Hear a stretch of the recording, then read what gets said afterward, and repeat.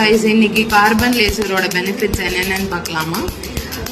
Carbon laser பண்ணுறது மூலயமா skin exfoliate ஆகும், ரெஜுவினேஷன் ஆகும், ஸ்கின் டோன் இன்க்ரீஸ் ஆகும், பாக்டீரியா கில் பண்ணலாம், ஆக்னி ரெடியூஸ் ஆகும், fine lines and wrinkles cure பண்ணலாம், blackheads and whiteheads ஹெவியாக இருக்குது அப்படின்னு சொல்லிட்டு ஃபீல் பண்ணுறவங்களுக்கு அது ரெடியூஸ் பண்ணலாம், என்லார்ஜ் போஸ் இருக்கவங்களுக்கு அது யூஸ் பண்ணலாம். இந்த பிக்சரில் இருக்கிறது ஸ்கின் டேக்ஸ். நம்ம இந்தியன் ஸ்கின் டைப்பில் ஃபேஸ், நெக் அண்ட் பாடியில் வரக்கூடிய காமனான ஒரு இஷ்யூ தான். இதை ரிமூவ் பண்ண டாப்பிக்கலாக அப்ளை பண்ணுற மாதிரி க்ரீம்ஸ் ஏதாவது சஜஸ்ட் பண்ணுங்கள் அப்படின்னு நிறைய பேர் எனக்கு டிஎம் பண்ணியிருந்தீங்க. உங்களுக்கு தான் மெயினாக இந்த போஸ்ட். டாப்பிக்கலாக நீங்கள் அப்ளை பண்ணுற இந்த க்ரீம் உங்கள் ஸ்கின் டேக்ஸை ரிமூவ் பண்ண போகிறது கிடையாது. இன்கேஸ் டாப்பிக்கலாக அப்ளை பண்ணுற மாதிரி யாராவது க்ரீம் சஜஸ்ட் பண்ணாங்கன்னா அந்த ப்ராடக்டில் இன்வெஸ்ட் பண்ணி உங்கள் மணியை வேஸ்ட் பண்ணிக்காதீங்க.